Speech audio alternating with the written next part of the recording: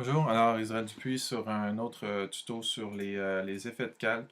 Alors, les effets de calque, qu'est-ce que c'est dans le fond? C'est que c'est des effets qui s'appliquent sur la transparence du calque.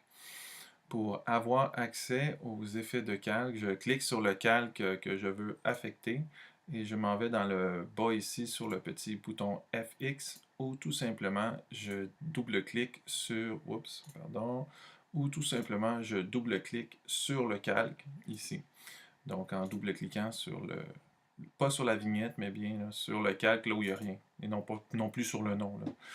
Alors, lorsque j'arrive sur style de calque, eh bien, par exemple, il m'est possible d'ajouter un biseautage et un estompage et d'aller personnaliser celui-ci.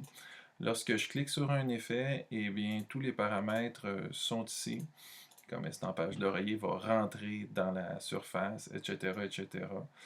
Et voilà, donc lorsque je clique par exemple sur un autre effet, donc ça c'était biseautage et estampage, par exemple ici contour, bien ça va mettre un contour autour de notre forme. Ombre interne, ça va faire une ombre, mais à l'intérieur. Lueur interne, ça va faire comme une lueur qui vient à l'intérieur de notre surface. Okay?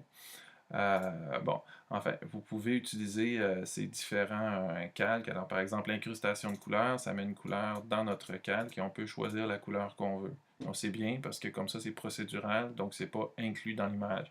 Donc, on peut changer quand on veut. Incrustation de dégradé, je clique sur incrustation de dégradé, ça met le dégradé. Je peux changer l'échelle du dégradé, je peux changer son opacité et pour changer de dégradé, je double-clique dans cette ligne-là et là, voilà, je peux mettre le dégradé que je veux.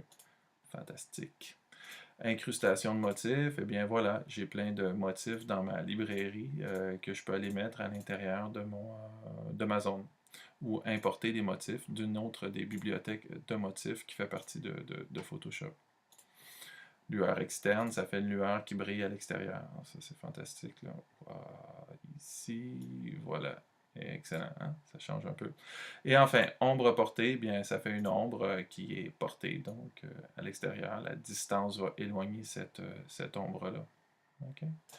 Alors, bon, ben voilà, vous faites qu'est-ce que vous voulez là-dessus. Par exemple, mettre un contour, tu sais. Cette technique-là ici, par exemple, je vais faire un nouveau calque et je vais aller faire une sélection sur toute mon image et je vais aller dans sélection, modifier, puis je vais faire un cadre. Alors c'est fun parce que par exemple si je fais un calque de 2 pixels, je vais le remplir de noir à l'aide d'édition remplir, dis-je, et je vais prendre du noir par exemple. Donc ça va me faire un contour tout autour de ma carte postale. Mais par exemple, si je veux bon, ajouter un contour plus épais ou de couleurs différentes, je vais double-cliquer sur mon calque et ensuite à contour, je vais pouvoir augmenter la taille de ce contour.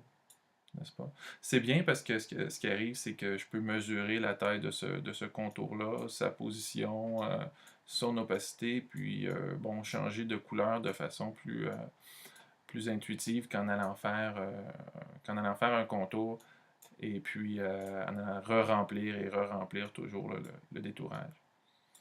Donc, ben voilà, c'est un peu ça l'usage des différents layer effects à l'intérieur de Photoshop.